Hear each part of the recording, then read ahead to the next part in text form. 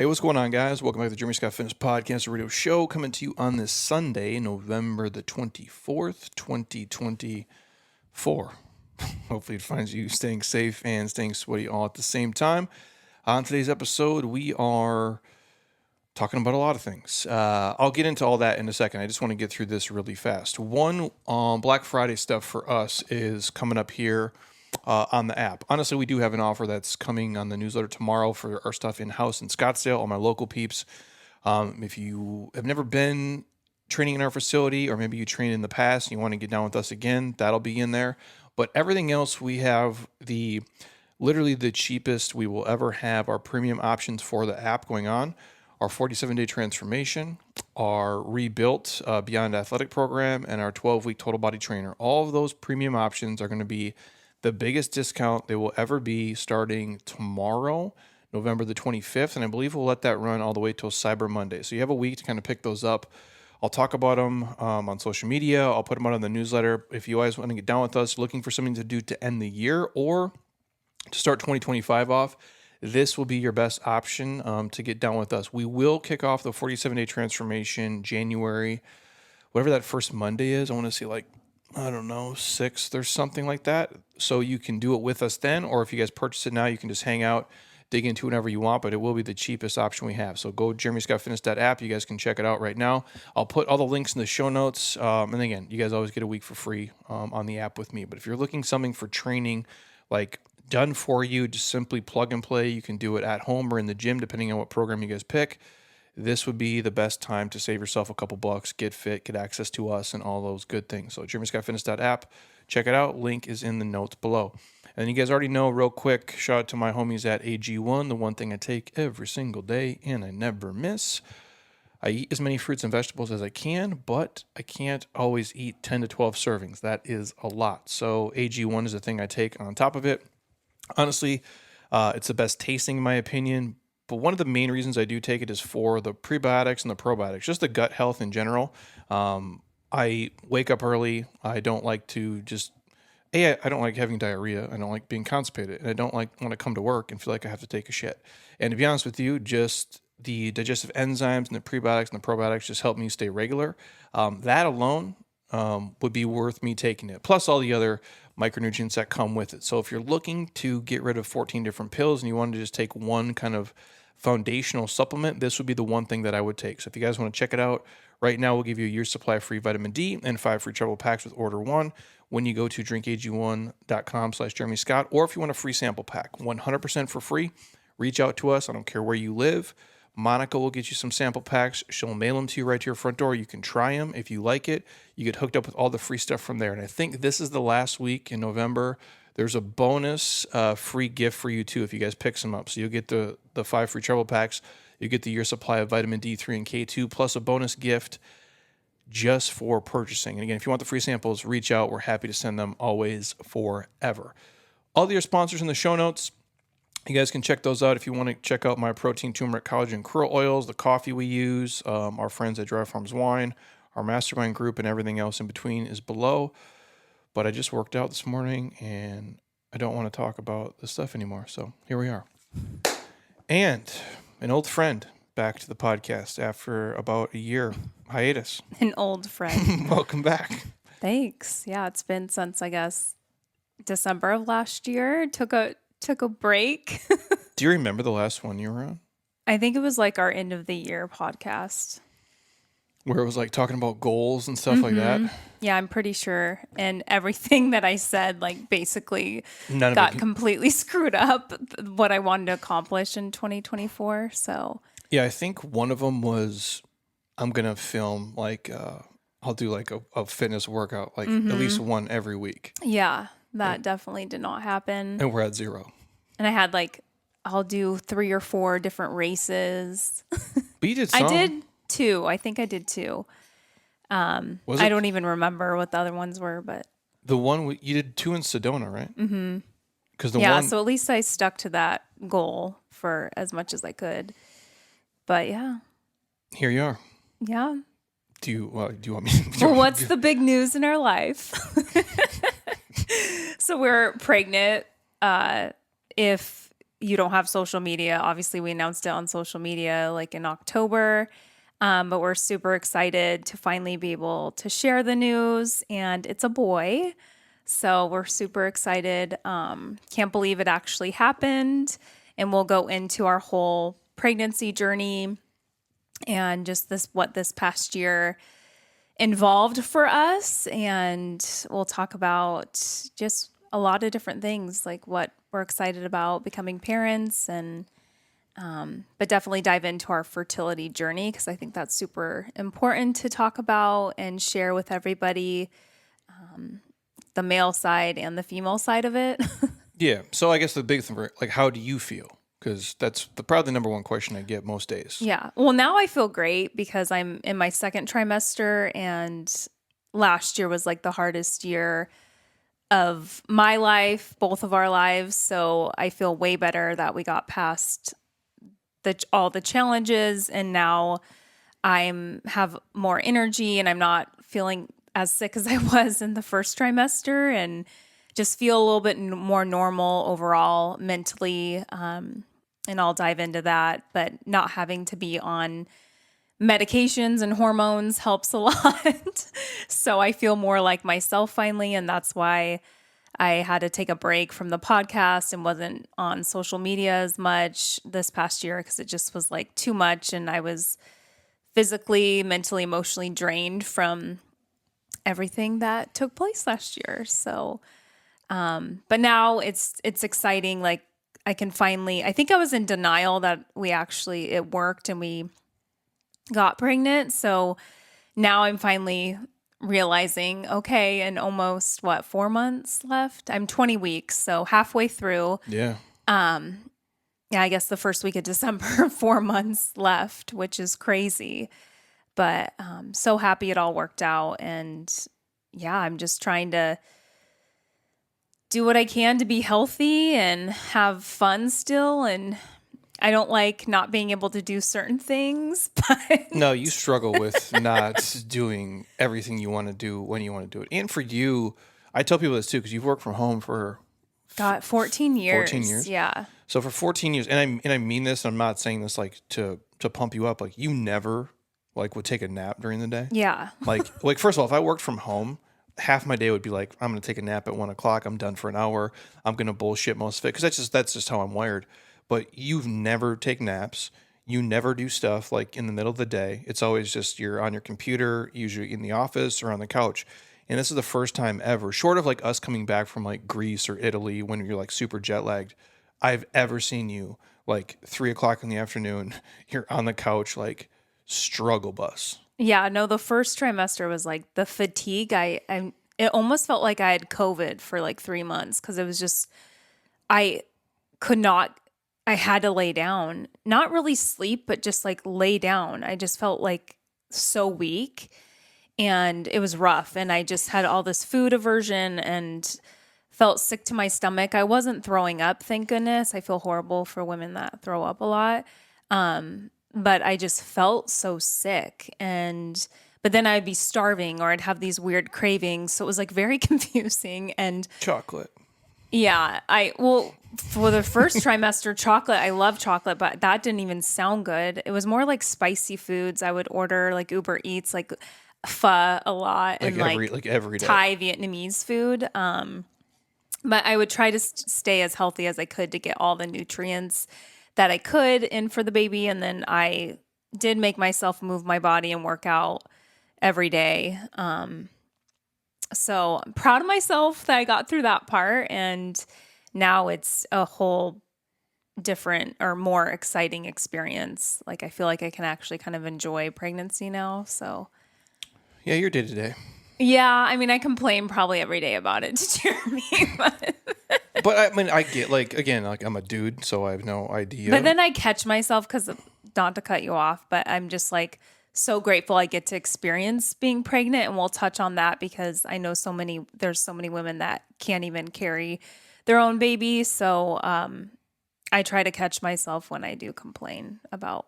But I get it though. It's like you're used to, again, like, we're not, and we'll talk about this too, like, we're not super young in this world. Yeah. You know, like, no offense, like, we're old as shit. in It this takes world. more energy. And so you're used to being a certain way for almost 40 years. Like you're used to Yeah. like, I get up, I do this, I do this, I do this. And you have this, and you are just a high energy person. You're not very good at relaxing. Like it's ridiculous, honestly. Like even if you're tired, you're like, I got to go out, like cut some grass or like trim the tree or like do some like some shit where you just like lay down and relax. And now you're to the point where it's like, you haven't been able to do that at the same pace, and it kind Yeah. of drives you nuts. So I do understand that. I would hate it if it was me. Like, I want to go work out, I want to go do this, but I just don't have the energy.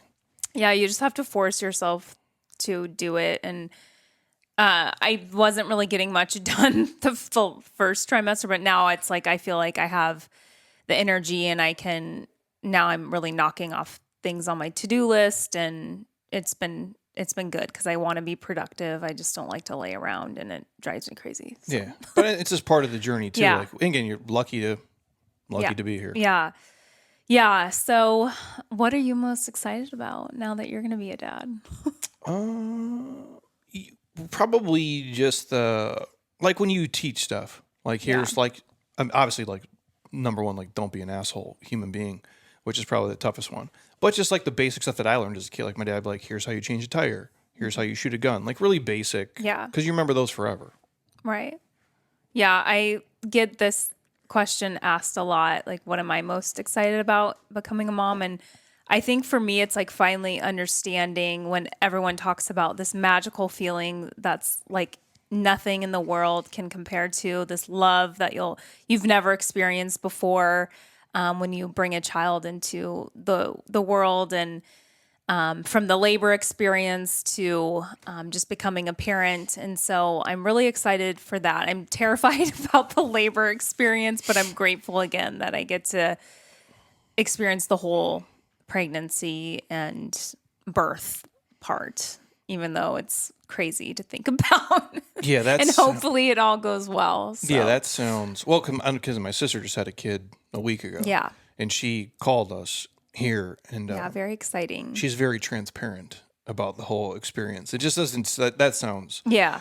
And I mean, I have rough. sisters, and they both have 2 girls each, and I have a lot of friends now that have kids. So it's like I don't know what to expect fully, but I hear a lot of their stories. So it's like I'm kind of prepared in a way. And your younger sister's keeps it 100 with you. Yeah. She's like, And she keeps it real. Yeah. And, but no, we're so excited to have a boy because I come from an all-girl family. And then I have 2 sisters, and they had 2 girls each. And so we would always joke, it's like the Schroeder curse. That's like my family name. That we're just always going to have girls in our family. And so it was really fun to go back to Washington in September and do the gender reveal with my family. And we did one here with your mom and stepdad as well. And it was, my dad's reaction was like my favorite thing because he was convinced all weekend, it's going to be another girl. It's going to be another girl. And he gave up hope a long time ago. Yeah. So that was really fun to do that. And it was really hard to keep it a secret because we've known since April that it's a boy because of, we'll talk about it, but we went through the IVF process. So, which you don't need to find out, but I couldn't wait. Heather, first of all, let's be transparent here. Heather's thing was, and again, I'm pretty much down for whatever. I'm like water, dude. I'll just flow. So I'm like, you want to know, you don't want to know, whatever you want to do. You want to try to have a kid, not have a kid. Like I was down for whatever. And so we had this agreement of like, okay, well, we'll just do it. And if it works, we'll just take whatever the best option is, and we just won't know. And that's how it's going to be. That lasted about, from the time they called you till you checked your phone, maybe 45 minutes. And like by the time I got home, she'd already like listened, went on the portal, figured it all out. So he made it about an hour. Yeah. I know. I don't know. It just like, so like we knew that part because again, like this is a different journey. And we'll dive into the whole process because it's so detailed, but we didn't know exactly at that time though, if that was we knew that one embryo we would save and freeze, but we didn't know if that would be the one that we'd transfer. So that's kind of also why I was like, oh, well, we'll have another one. So then they'll just pick the best, highest quality one, and it could be a girl or a boy. And we won't find out. Just pick the one that they're going to transfer, but that didn't happen. So No, it's like you have, like with all this stuff, like life in general, like you have a plan and then yeah. it just sometimes doesn't work out the same way. Yeah. So we'll dive into, gosh, the whole fertility journey, just because I think it's so helpful for those that are going through a similar experience or just trying to get pregnant or had challenges. Or if you have to go this route or a different route Right. a couple years from now or wherever you're going to be at. Because again, I, full disclaimer, I didn't know anything. Like we've had a bunch of friends, like way more. Well, I guess it's probably normal now, but Yeah. it feels like it's a lot that have went through a similar journey or something like with, the IVF stuff. And they would say that in passing and I would just listen and be like, oh, okay. In my monkey brain, I would just assume like, oh, you go jerk off in a cup.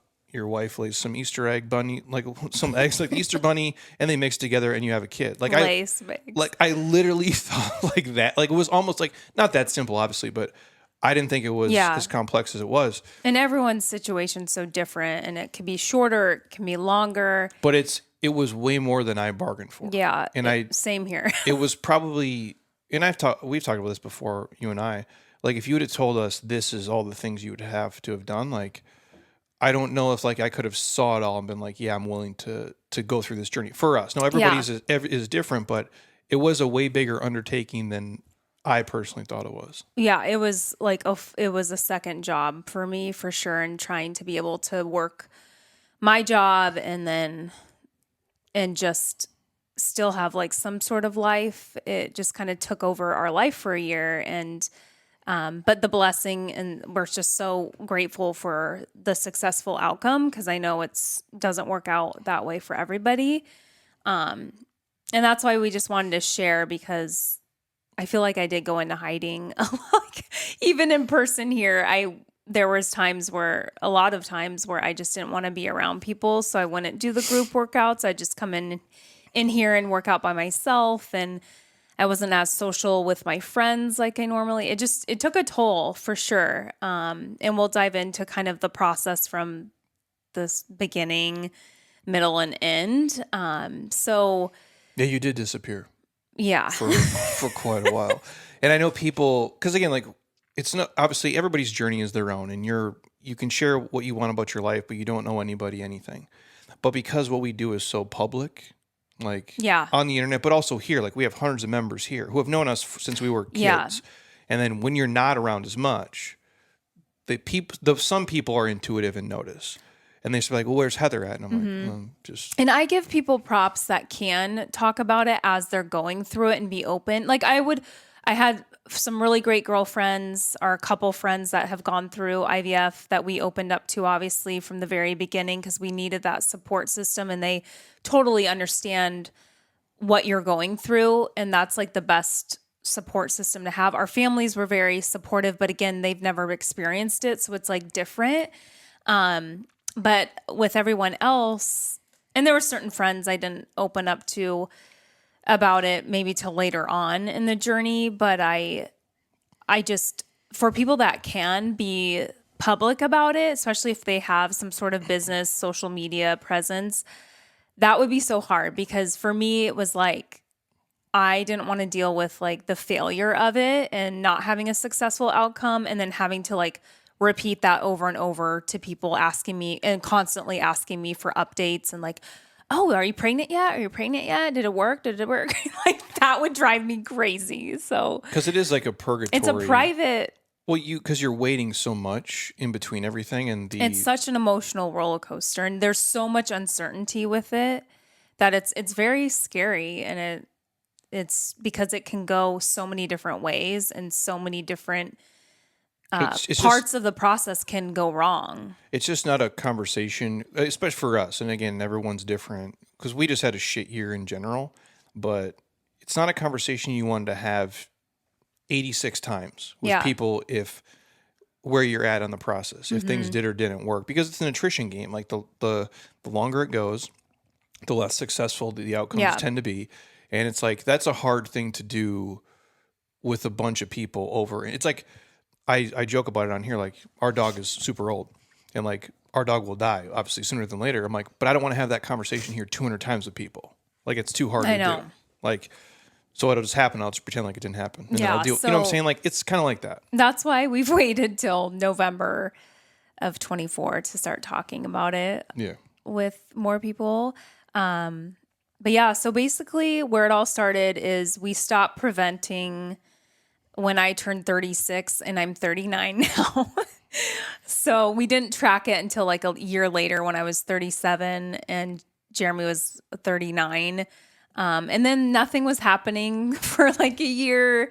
So we, when Jeremy, but you were the one that really approached me. You're about to turn 40. And I remember you talking to me in the kitchen, like, hey, I'm about to turn 40. Like, we probably should start figuring this out and like focusing, making this more of a priority if we're going to like try to have a kid or not. And I'm like, Well, because we were just like, and I don't know what everybody else does. Like, it just seems such a weird thing. Let's choreograph when we have sex. You know what I'm saying? Like, you make an oh, appointment. it's horrible. It's not fun. Like, that's. It's stressful. It's so stressful trying to track as the woman too, because you're like having to track it every month and be like, and then like some weeks I'd be traveling for work. And I'm like, And oh, I'm not- well, there I'm not goes gonna another month. I'm not going to repeat some of the phrases you would say. Yeah. Like, when when we would be like, going to have sex. Like, you would just be like, Oh, I was just like, it was like such a, it was it not. was like work. Yeah, it you was know? not like I wouldn't say like enjoyable No. for the most part. But my point is like, and now it's funny enough because then the movie Old Dads comes out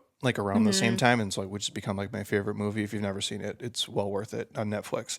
But I'm like, hey, I'm gonna be 40 years old. Like, if we're gonna try to do this thing, it probably needs to be sooner than later because I'm already gonna be old as fuck, Right. and I don't have any. I just don't have the energy for bullshit. And Yeah. every year I feel like it gets worse for me. So it's like Yeah. now or never. Well, same. And honestly, up until my 36th birthday, I remember texting you, like, I pulled the goalie, like, because I had IUD. And that's kind of when I finally was like, okay, I think I'm ready to possibly have a kid. But I still was kind of on the fence. Like, I wanted to, But not really. but I wasn't, like, I kept pushing it off. And I didn't want to deal with when you were talking about I'm almost 40. We should really start figuring this out. I just didn't want to deal with or come to terms with we probably have an issue and we're probably going to have to go the fertility clinic route. Yeah. And that's what I was like dreading for so long. And I was frustrated because we're both healthy people. You know, I've been taking prenatal vitamins for like 2 years. I've been eating a healthy, balanced diet for the most part, sleeping consistently, working out. And I just was like, cool. Like, and then other people can just get pregnant like that. And that was like my thing. But I just had to just realize we had to tackle this. If it's going to happen, it's now or it's never going to happen. So from that point, you were the one that was proactive with, you started scheduling appointments for yourself. I will say, like, when I was 37, I remember I had at my women's clinic, my first test on just like hormones and my ovarian reserve, which that's an indicator of your like egg count and if it's declining or not. And at 37, it was fine, like normal. But then once we started doing the fertility appointments, which was our first Like a year ago. a first appointment with the endocrinologist for the fertility clinic was December of 2023. And so I had that prior information like, hey, I've started testing the last year with my women's clinic. Here's the results. And then when he compared them to the tests that I did a year later when I was 38, it definitely showed my ovarian reserve was starting to decline, which is like your egg count. And they compare it like your AMH levels and how many like they'll count your follicles and do an ultrasound to just see. Basically, it's an indicator of how many immature eggs and mature eggs could potentially mature when you ovulate. And you obviously want more mature eggs because those are the ones that get fertilized during the process. I know. Yeah. I know now. I know now. I didn't know any of this stuff when we started. I guess to make a long part of it short for people listening, like if this is a thing where, and we've had friends too, like people were like, hey, let's just go straight to the IVF place and like let's just cut the bullshit because we're on a timeline. Yeah, if And you're busy, and I get it. It's Like, if crazy you're that both that's where we're at, but career people and you don't have a lot of time, sometimes that's just works out really well for people. so And if, you have the resources to do it. and when you contact, like if you get a reputable place, like they'll put you in connection with all the places you have to go, like whether it's like a urologist or an endocrinologist, and they'll have a team of people where it's like they can shortcut a lot of that stuff and just get you the information. I will say this, like of all the things, like you will get a real, again, I know enough about blood work to be dangerous. I have enough doctors here and I have a good team of my own physicians that I work with.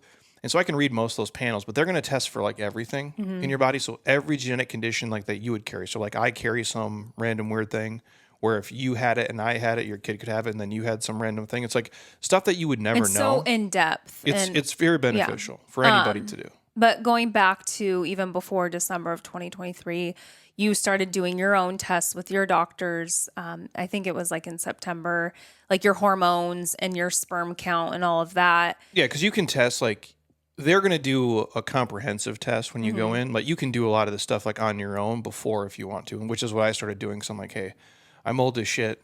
And I don't mean that in a negative way. I'm not saying that I go, but realistically, our eggs and sperm are older and the quality is starting to diminish. So, and not for everybody. Some of you guys might be great. but on average, it does for the ages that we are. And then it's just going to get the odds and the statistics start to not work in your favor. And then it's just going to be taking longer and harder and more challenging. Or say you do get pregnant, but then the miscarriage risk can rise as well. So there's a lot of different factors. And so it's really helpful to actually do a deep dive of just where your hormones at, where's your, sperm and egg quality at, and start talking to the experts. Like what's the best option for you guys? I mean, it's tough because like you shouldn't go on Google because it would just depress you. It's like where if you go, because then that's the one thing, then you'll pull up all the stats. And then when I say it's a nutrition game, you start to look like when Father Time's not in your favor. And that's the hard part. So it's like when you go to a team of people, they can kind of walk you through realistically like what you're kind of looking at, timelines. And again, as naive as I was, I figured this was like a 3-month process. I just remember, so my younger sister Brooke was visiting us in December, and it was the week that we had that first fertility appointment. She was at her house, right? With the endocrinologist, and it was over Skype, and that's where he said, I just remember him saying, so based on all the testing you've done, just the initial testing, we would recommend you not waiting. Like you should not wait. Like basically, it's now or never. Yeah, well, he was cool. He's like, he's super great. He's like, you can do highly recommend. He's like, you can do 3 things. But the first one, he's like, you can do nothing. Yeah. And see what happens. He's like, and then at the end, he's like, but if I'm you guys, I would not wait. I would just. And then I just remember that's when I finally had to accept, like, okay, here we go. This is going to be a journey. Who knows how long it's going to take and how it will even work out. I just remember like starting to cry and my younger sister has never, I don't think she maybe has one friend that has gone through like a similar like a fertility journey experience, but she's like, why are you like freaking out already? But it's because I already have had friends I've gone through like the full IVF process, and I'm like, oh my gosh. And it's so much more on the female, like what you have to do. 100%. So I was just like starting to get a lot of anxiety about it. And I think I was just like angry, like all the emotions, like, gosh, why do I have to do this?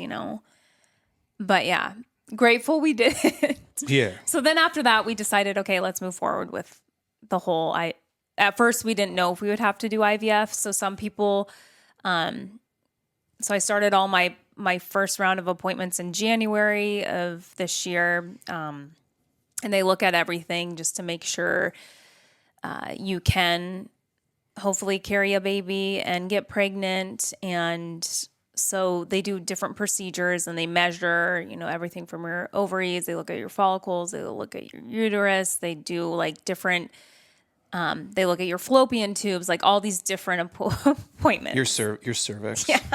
I'm learning all these new words again. It's amazing. Yeah. And so you're having all these ultrasounds and you're not even pregnant, which I didn't know that was like a thing. Because I would ask my friends some questions when they were going through it, but I really didn't know what to ask them. So And they're not going to volunteer. yeah, no some one of really this. wants to talk about it because it's not a great, fun experience. No. So I started with those and everything was like moving along and they're like, everything looks good. And so that made me happy that there wasn't like something, because you can have like half of a uterus or like blocked ovaries and all these things can come up. And so everything was like good to go for me. But then we didn't qualify for the IUI process, which is when people get confused on IUI and IVF. IUI is when they take fresh sperm from your partner and then they inject that in Like a turkey baster. yeah, Squirt. into the female, which gives you a better chance statistically of fertilizing the eggs during your monthly cycle. And some friends have gone that route. Do we know or anybody people I where know. that's worked? Yeah, I do. I know like friends of friends that it's worked for them. But that can take months and months. Some people do, 8 rounds, 10 rounds, and that's a month to month situation that also involves like fertility drugs and hormones and things like that. But with our situation, they were like, no, Jeremy needed to do his part as well, as far as like getting on medications and hormones as well as me. And So like your sperm quality, Yeah. like the Increase. the volume, the quality, the motility. I've learned more about jizz, dude, in the last year than like I've ever wanted to learn in my entire life. I know. Both good and bad. It's I guess it's a good. I can talk about all this stuff now because it's whatever, but I'm like, it was not the funnest journey. But yeah, there's a male piece to it too, and that's what I would tell any dude if it's a thing, like just go in and like, yeah, is it fun to go into a room and jerk off into a cup and high five the lady on the way out? Like, no, it's not. It's not super fun. But it's the only way. And then they're going to give you a full breakdown if you know. So I guess what I'm saying is like, I'm just not a time waster. Yeah. And But everything's so numbers and data driven, and we're both like we've hyper focus on that, and so that was what was so frustrating. well, because like it's when you're in a like achiever personality, it's like you want to do well. I mean, you want to have like the best, like you want to be like, Yeah, so you're like, well, what's a good number? Like, what's a good sperm number? Like 200 million? Like, fuck, how can I get seems like I can't get to that. Like all these crazy things where it's like your body's going to do what it does. And that's where like there is the drug interventions. And I'm not saying the drugs do not work here because they obviously do. Here we sit, but there's a cost to all of those as well. And like, that's the hard part too. So I guess I would tell anybody, like, just go in, get your full panels done. Cause there's a lot of pieces that go into it, even from a male standpoint. It's not just your testosterone and your estrogen, your estradiol, it's your FSH, it's your LH, it's how you're essentially like your brain and your testicles communicate. Like there's so many pieces that go into that. And then there's genetic conditions that you may or may not have. And like most of us never know. Because how would you until like you're faced with it? Yeah. And that's why I think it's so helpful for you to talk about like the male side and the male experience. And well, because half the fertility stuff is dudes. And I think a lot of, it's like, it's really 50-50. And I think now more than ever, you're starting to hear more discussion, awareness, education about that. But for so many years, it was like, I felt like there was a stigma or stereotype, like, oh, it's always more so the females that has the issue. And that can be so, it can be so draining for the female and like a lot of shame around that. But which I feel horrible for some women that just didn't even know, like, oh, actually it's more your husband or it's both of you, or, and they're carrying like the guilt of like, oh no, it's only me. Well, no, and again, like how fit you are and how well you eat, like, yes, those all like help you out, but sometimes it's just like, I don't know how to describe it. Life is just going to life you. Right. Like I've had a doctor of mine, like that I worked with for a year and had all these conversations. And at the end of it, she's like, yeah, I went through IVF twice, did the whole thing. It didn't work out for me. Like me and my husband are cool. We were sad about it then. We're happy about our life now, blah, blah. It walks me through. I go, one of the fittest, smartest people who has access to, I'm talking like Works at the Mayo Clinic, yeah. like best of the best, like fittest you can be. And like, it just is like, what's the explanation for that? Yeah. You know what I'm saying? There is sometimes like this unexplained or it just didn't work out. And I think from the outside, people think like, well, if I eat right and I look this way, it should be perfect for me. I'm like, It's just not the case. Yeah. And like even the last several years, I feel like I was cutting out toxins, trying to reduce like our chemicals in our home and what we put on our body as far as like what lotions we'd buy. I stopped doing perfume for like, it's been a couple years. The candles I buy, the household products that you use to clean with. And I was trying to just really make sure we're covering all the environmental factors. You know, the water you drink, they say that can definitely have an impact on your hormones and fertility. And I know there's a lot more research going into that these days. So it can be very frustrating to feel like you're trying to do it all and then it's just not working. So from there, it's hard for me to talk about because it was a blur, but Basically, we just start going through the protocol. yeah. It's like, So we did the first round. They told us, okay, you're going to move forward with IVF. That's what we decided to do. And so we did the first round of IVF treatment, which is a series of like ultrasounds, blood work, medication protocol, daily injections. and also, I didn't know.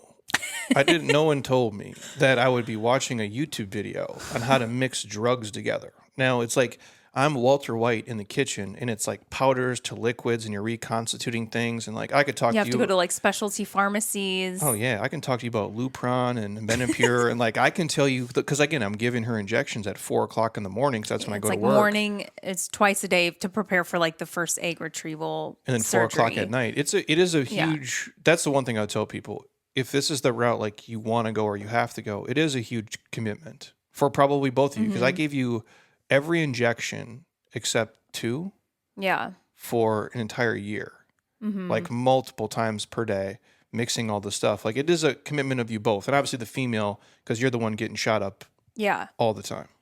Yeah. And some people, I think some women have more extreme symptoms. I think overall people just feel absolutely crazy and miserable, physically, emotionally, mentally. I know that was my experience because you are taking all these for the egg retrieval process. That's like thankfully they put you under for that procedure so you don't feel it. But you're preparing your body with all of these injections every day for like, what is it?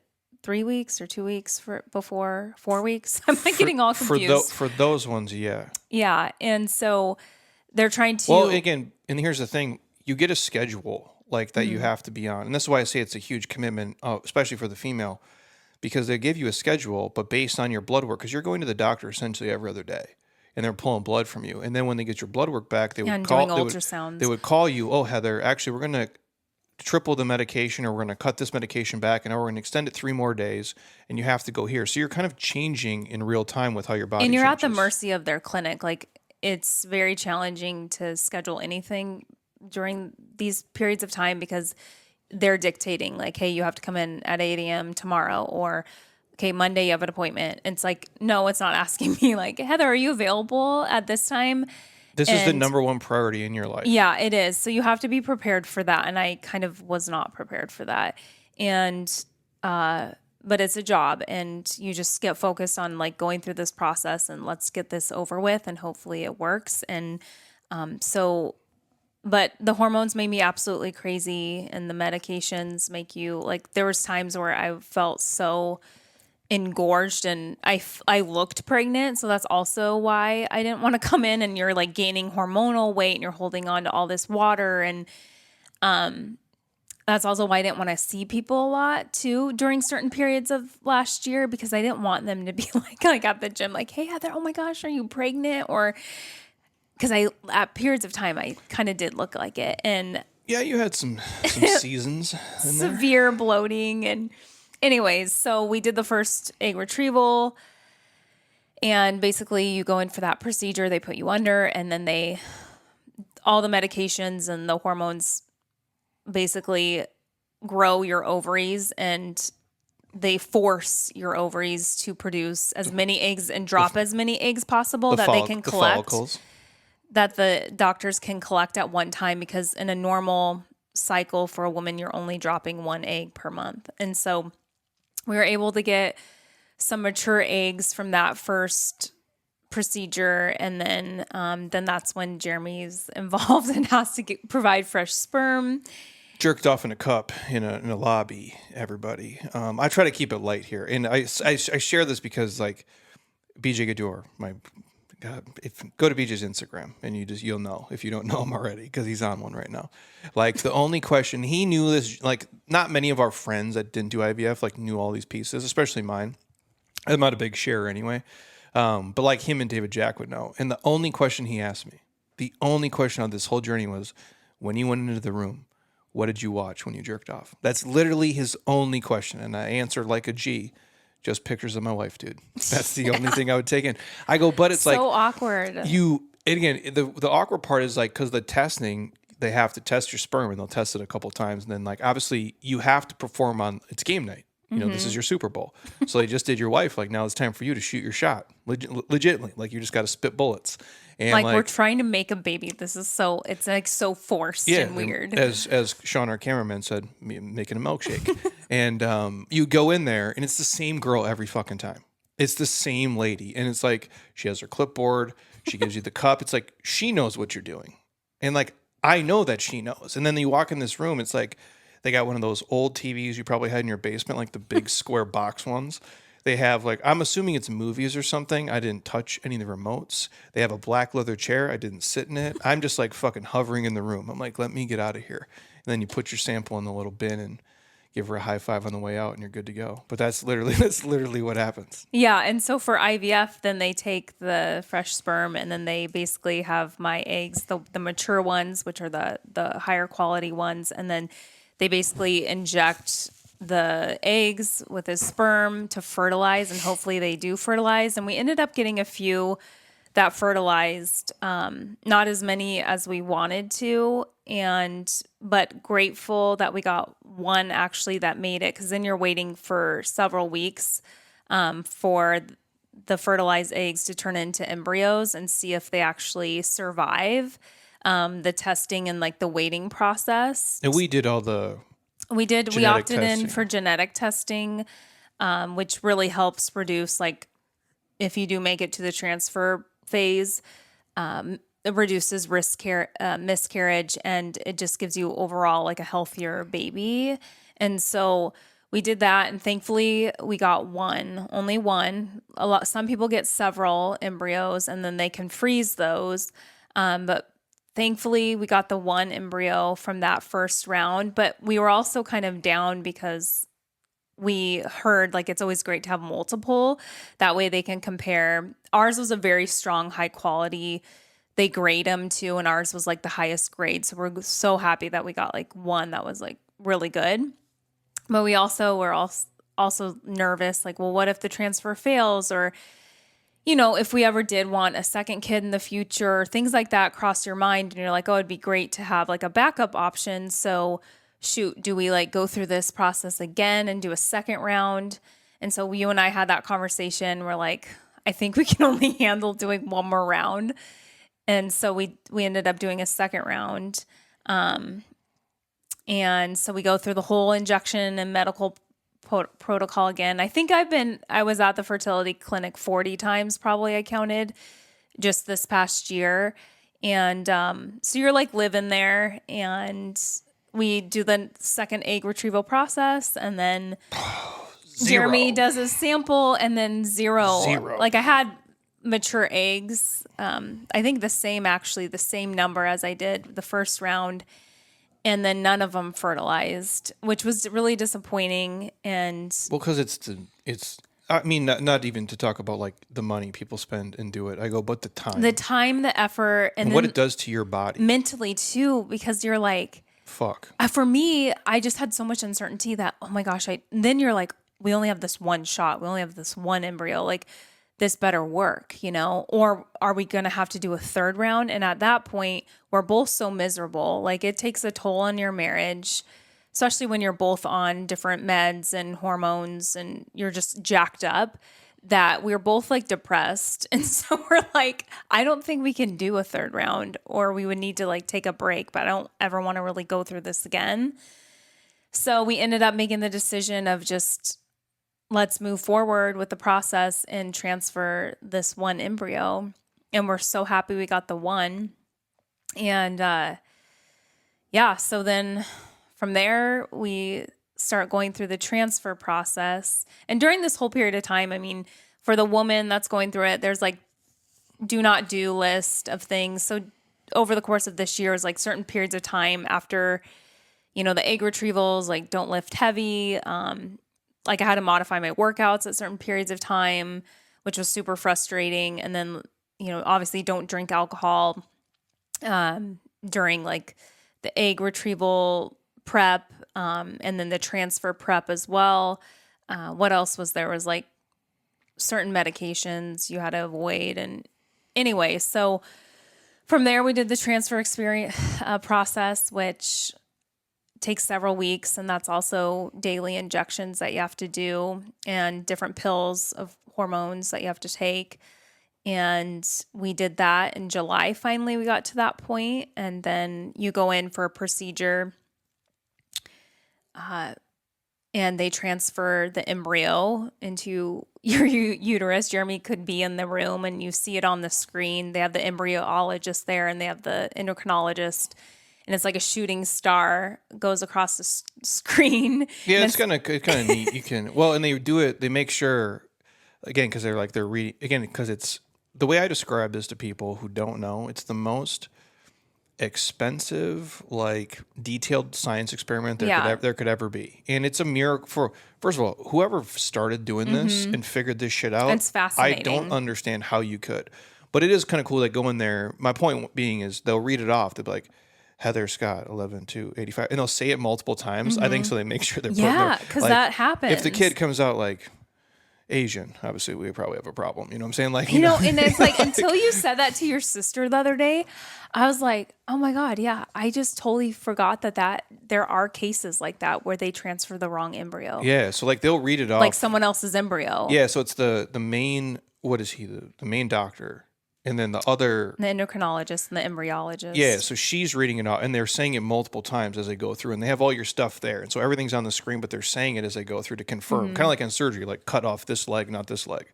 But then you do get to watch it. So it's like a giant, essentially TV screen where you kind of watch it, then put something in your vagina, and then it's right into your... He's like, but they'll say it, though. Like, they don't... I'm saying words, but like when you go to these appointments, he's like, and now we're going to put it into the uterus. Like, they'll say like... And it's like... I was just like the whole time, like, but dude, get me out of here. But we're like little kids, though, because even when we're at your other appointment the other day, you're there, and they have like a pregnant lady on the wall, and she's naked, and the first thing you're saying is like, look at her nipples. That's the first thing you said to me. I'm like, what are you, 7? Like, what are we doing here?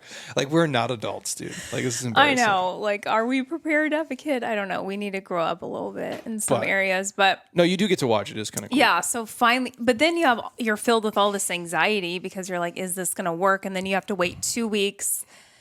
There's like this wait time, 10 to 14 days after the transfer, that you're waiting on the results, and they tell the female, tell me, like, do princess rest. So you have to like kind of like take it easy. And so you're kind of like hanging out at home, not doing much. And I'm driving myself crazy because you're just thinking like, is this worked? Like, we put in all this time and effort. Is this going to work or not? And meanwhile, you're still on all these drugs and injections that are making you, like, I was just so not myself, and depressed, and just like, you're just over it all. And but yeah, so we that day that we're supposed to find out after the 2-week wait, we schedule it. We took the Friday off. Both of us took the Friday off. We went up north because it was summertime. It was July. It was so hot, and actually it was like August by this point, I think. Anyway, maybe early. We go up to Prescott and have a day. We took the puppy and we went hiking. We went to the lake, and of course, like, I don't have service. You pick it.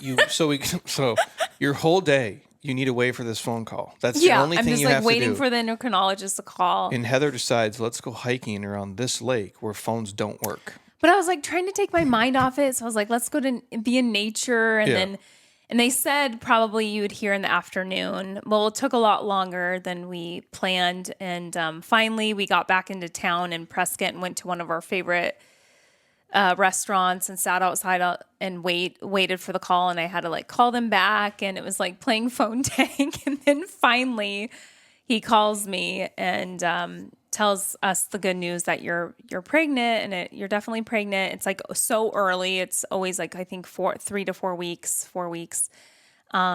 So you try to not get your hopes up, because then you have to go in like every other day for blood work, to monitor your HCG levels to see if those are increasing, because they need to continue to increase to make sure the pregnancy is lasting.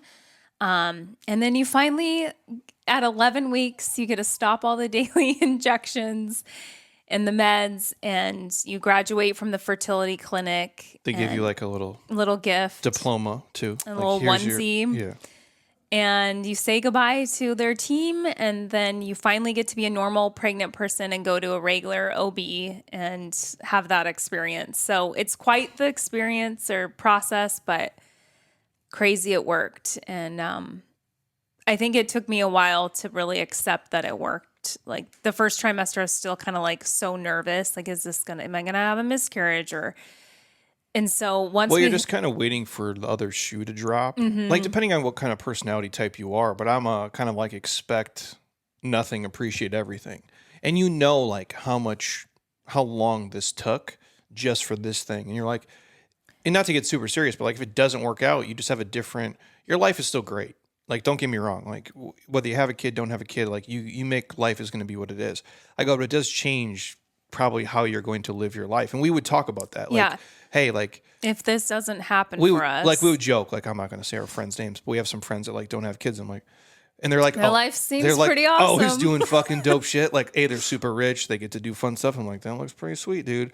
And like my best friend has 4 kids, so he has a different life. Like each one, there's not a right or wrong, but for us, you're wrestling in your head of like, okay, well, if this does work, this is kind of what we think life will look like. If it doesn't work, maybe we think life will look like this. That's kind of the weird part, especially if you're like a planner or achiever type person, where it's like you're in this kind of purgatory of like, well, I don't know like which way this is going to go. And it's just like, I don't want to say like it's a constant letdown of stuff, but as you go through this, you think like, oh, this is what the outcome will be. And kind of every time you hear something, it's more negative than you thought it was going to be. So it's like, it's like uneasy. You have to like, the whole time they're preparing you for like the realistic, and they are giving you like great statistics. So I'd always focus on those, like the positive outcomes. They're positive, but they're also not going to blow smoke up your ass. Right. It's like, this also can happen. So you have to be prepared. But advanced maternal age. Yeah. Geriatric, but now they say advanced maternal age, which is nicer. And then finally, when we got to go to the 18-week appointment, the anatomy appointment with the OB, that was like where I felt like I could finally breathe and feel like, okay, I can start to enjoy this now. So that was really exciting, and Jeremy got excited. You could see the dick. They showed that. She made a point of it. It was like so quiet for a long time. She didn't talk for the whole time. She's like, you already know what it is. This was like the beginning of, because it's a pretty long ultrasound appointment, because they're measuring the feet, the fingers, the heart, all the anatomy.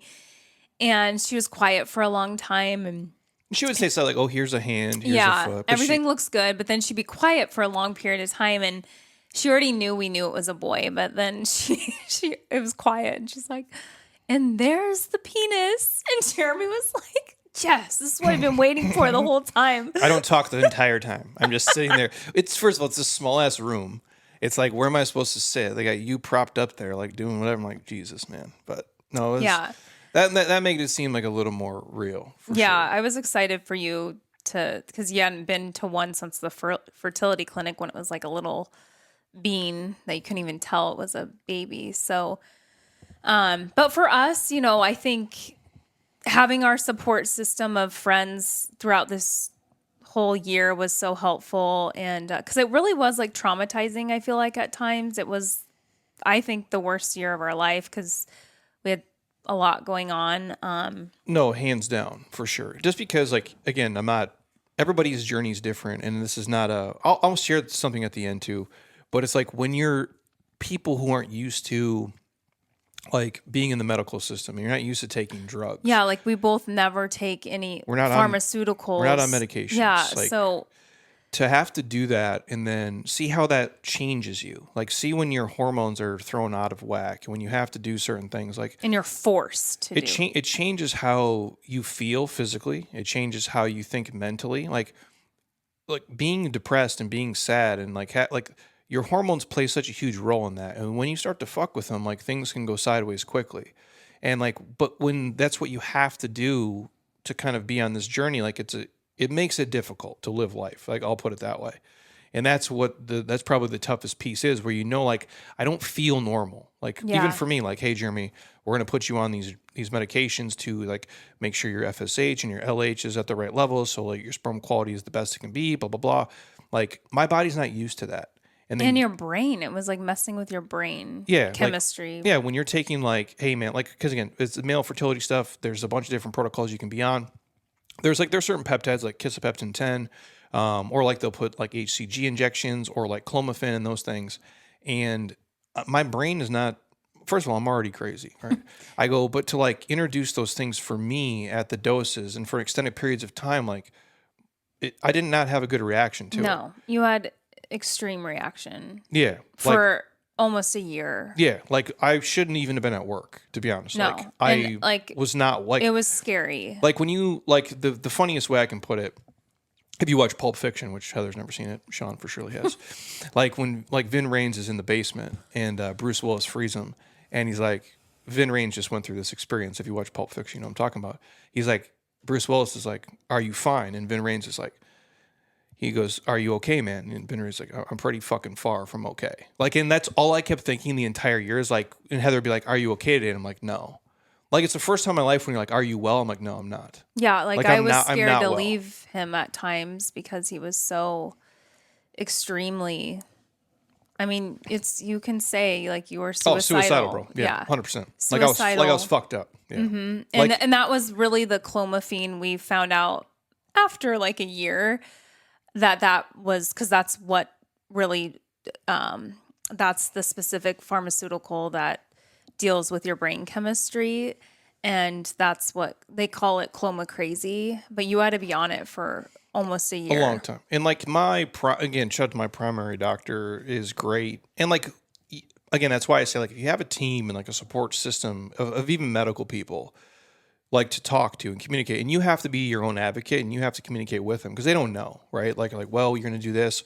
But if your only option is like, hey, we're trying to do this thing, that's the journey I'm on. Like, Yeah. there's nothing I can fucking do, short of that. But I go, the 2 rounds was like the max for me. Yeah, and me too, because I was like terrified. First of all, I'm dealing with myself, my craziness and my sadness, and then I have him going through it too. So it was like there was only so much we could endure and take, and I just after the second round of getting 0, I'm like, I don't even want to even try for a third, and I don't want to.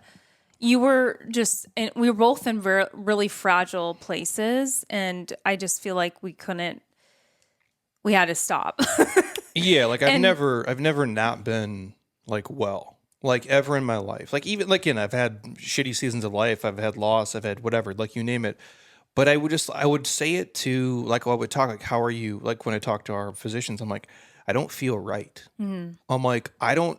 And again, like I always say, like have a good team, be your own advocate, because like You were seeing multiple doctors. yeah, because if you don't, man, like if you just go to your normal doctor and you say some shit, they'll be like, well, here's just some SSRIs. They'll try to put something on you. I go, bro, I'm not fucking sad because I'm sad. I go, something is wrong with with this shit is making me think and feel things that are not normal. Right.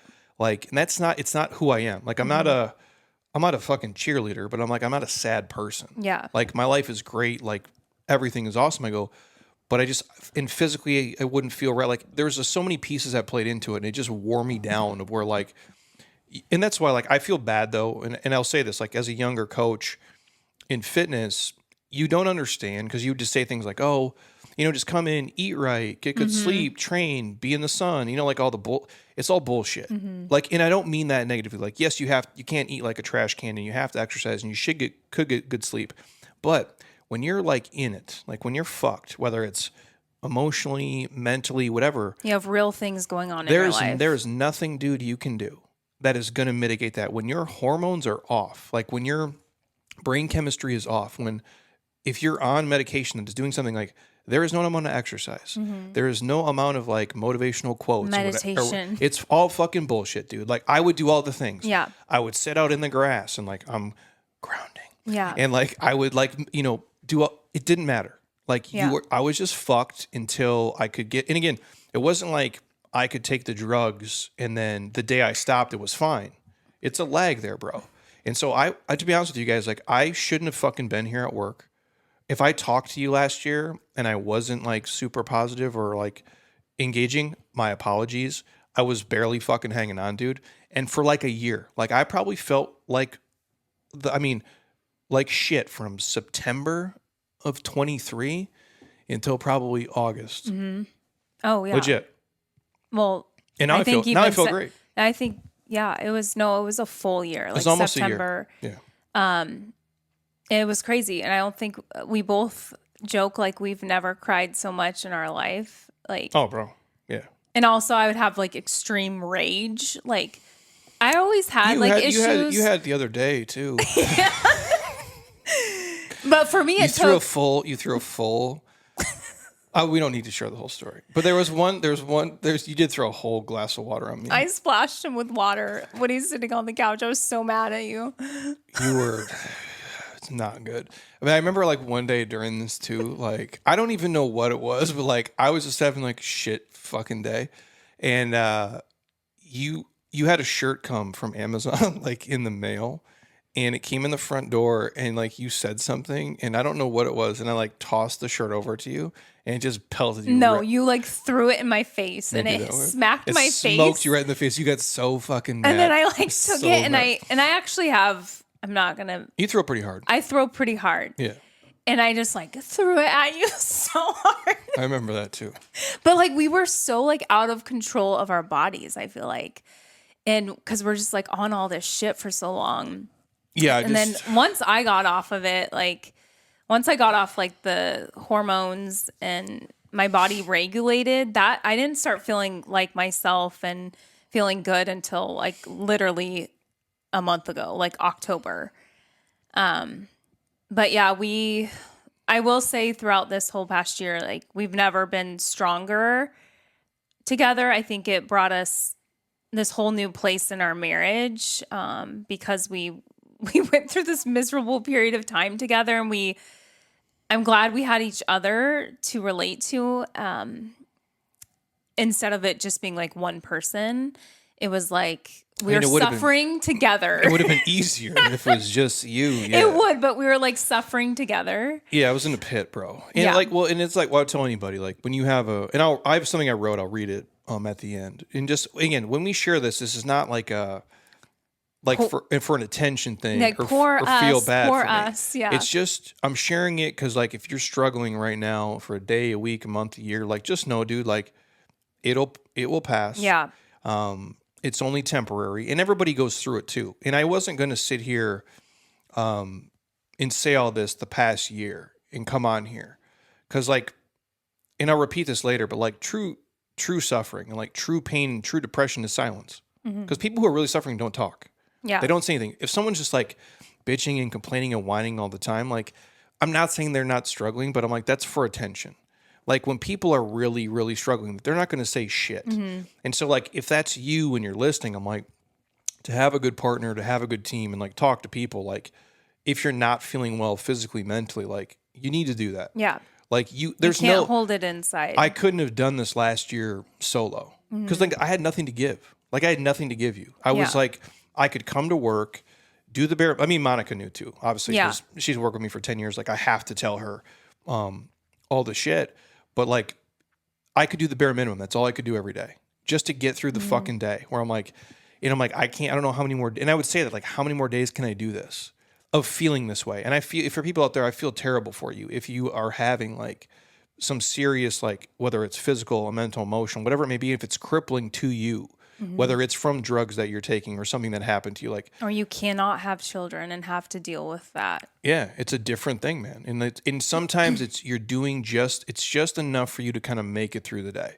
And that's why, like, I've said this on this podcast for the last, I think we've been doing this for 7 or 8 years. Like, I give everybody the benefit of the doubt, even people who act like an asshole or a fuck face when I see them, because, like, I don't know what you're carrying. Yeah. I don't know what you came from. I don't know what appointment you just left, what kind of household you have to go home to, what kind of loss or extra. I don't know any of those things in your life. Yeah. So I try to give everybody the benefit of the doubt, because, like, after the age of probably, and even when you're young, like, you eat shit, but as you get older, like, you carry things with you, and things happen, real things happen in your life, and they're different for everybody. Yeah. And for me, it was like, I didn't, again, if you would have told me, hey man, September of next year, we're going to have you start this protocol of, medications to have a kid. And by the way, here's what it's going to do to you. Like, there's zero fucking chance, bro. Oh, Like, I gosh. would have signed up for that. Cause I'm like, Same here. I didn't, Same I didn't, here. I didn't know, obviously. Yeah.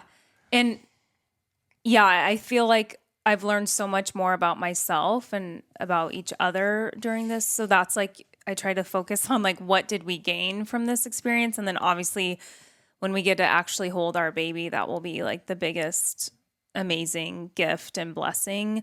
But I also just have so much more empathy for people that are going through something like this and don't have the outcome that we were able to achieve. And, because we did have to get to a point where I had to accept, like, well, maybe just God, because it's like science first. And then it was like, you have to just trust the process that, like, then God is going to give you what is going to happen in your life. And so there was a point where had to accept, like, well, if we can't have kids, then we're still going to have a great life. But I know it was always going to be a thing. It was always going to be hard for me to process and deal with, because I would be wondering, like, what if? Like, well, what if? And I'm missing out on that whole experience of creating a life and getting to raise a kid. And so, yeah, it was a wild time. And But that's like all anybody can do is, like, you can just do, and I would say this to anyone, like, you do whatever you can do. And the rest of it, like, if you believe in God or whatever you believe in, like, it sorts itself out. yeah, Like, there's only so much you can control. Like, this is Right. not something where, oh, I'm going to control. Because, again, if you're a control person, like we are, like, you can't control this. that was like the hardest thing, was like being so out of control and just having them in control of everything. And then also just the universe or God is like up to it's in their hands, and I do think it brought me closer to God and my spirituality this past year. So that's another positive. And if you're, like, with a partner, and this is just from us as two old people who've been married for a long time, like, these are conversations you probably got to have with your partner Yeah. at some point early on. If you are going to have kids or don't want to have kids, or kind of where you are on the fence, and 100%. just check in with your partner periodically, like maybe it's once a year or whatever, and you have this talk of, like, hey, what do we want to do? What's our plan? Because we've lived through this recently, where we have friends who, it's like, they've been together, they're going to be married, they're like, we don't want to have kids, and then all of a sudden one partner changes their mind, and it's like, well, fuck, yeah, now what do? You have to start completely over, and, like, that's a game changer that's a life changer for the people who are Right. experiencing it. And that's a tough place to be. And that's where I think, and again, things can change, and yeah. but there has to be some transparency there and with partners. And when we were getting married, that was like the question, like, okay, are we going to have kids at some point? And we both agreed yes at some point, but like, when we say that, like, it seems so not real to us. yeah. And we just were never in a rush to have kids. And me specifically, like, I knew I would regret not having kids. So that was always in the back of my mind, but I just kept pushing it off. And there were things that we just wanted to accomplish, like personal goals, professional goals, just enjoy being married, and we wanted more life experience before we brought a human life into Oh, dude, I'm a dummy. the I'm a world. dummy, dude. I had no business having a And kid so 10 like years ago. No. I don't have any regrets waiting. I know I've been asked that, like, do you regret waiting? Like you waited too long and then you had to go through this. I don't have regrets because I was not ready. I was not ready up until my late 30s to finally be like, yeah, I do want to have a kid now. I don't know if I'm ready now. And I'm sitting here, because this life we've lived is a little bit different than, like our parents lived, right? Like doing this business and creating this thing and making this be, financially it's done what it's done for us. That wouldn't have happened for me if I would have had or I just would have been like my dad. I just not around. Cause And that was one of our main priorities was like, we want to be at a financial place with no stress. And when we do have a baby, we'll be present. We can have more flexibility in our careers, in business life, and be able to be around for our kid. And that was always like one of our, I think, main priorities to get to. And so now it's like, it really is the best time to have a kid, in my opinion, for us. yeah, other than like, I get it. When I was 26, I had way more energy. Oh yeah, like For sure. there's so many positives of people being younger and having kids. Young, fit dad. Now Yeah. I'm old, shredded dad. Now we just have to I work get 10 times harder to maintain. the same energy level. I know. Fuck, dude. But like we've done so much in our life from our 20s to our, now you're 40, but I'm 39. So, You're close. but we've seen so much of the world and traveled and have had all these life lessons. I do think what we've gone through will just make us even better parents. We're wiser. We're wiser. Yeah. No, this is peak wisdom here you're getting from me. So Yeah, so that was our fertility journey, and now we can kind of switch gears. Like I feel like for people that are currently, we've already mentioned just some of the suggestions we have for people going through a similar situation. What can you do? And we definitely advise people to definitely get tested and have multiple doctors' opinions. Yeah, because then I'll say this, like, and this is our journey. Yours might be 1,000 times easier and better. And we've had clients here too that have went through and it got no embryos, like nothing happened for them, and then randomly had a kid have it work out, and some people it didn't. When you say go to multiple people, I think that's the key thing. Like if you have and I've said this for many years on here, having a good primary care team for you, like if you have a naturopath or if you have a primary care physician, and then obviously if you have to go like the fertility clinic route. And share information. And you document everything, share it with them, talk with them, because again, they're all busy. Mm-hmm. They're all normal people. They got their own shit going on. You got to give a fuck about your stuff way more than they do. On top of that, if you get referred to somebody, they might tell you something. Don't take that as the Bible, as scripture, because I'll just share this. We were at an appointment together super early on, and we were with the doctor, and he was like, I let it go, but I could not let it go. Here's what you have to know about us. Like when you listen to these episodes, it sounds like I'm like the mean, aggressive one. And I am, but Heather is 1,000 times meaner than I could ever be. She is way more vicious than me. Like how she attacks me. I'm a Scorpio. Everything, bro. And I let things go. Like if I held on to everything when people wronged me, dude, I would just be like John fucking Wick every day, all day. Heather does not let things go. If you say something that bothers her, she will, not that she'll like carry it with her like a weight, but she never forgets. And we're at this appointment. This is like early This on. was like September of last year. Yeah, and he's a doctor. I'll just leave it at that.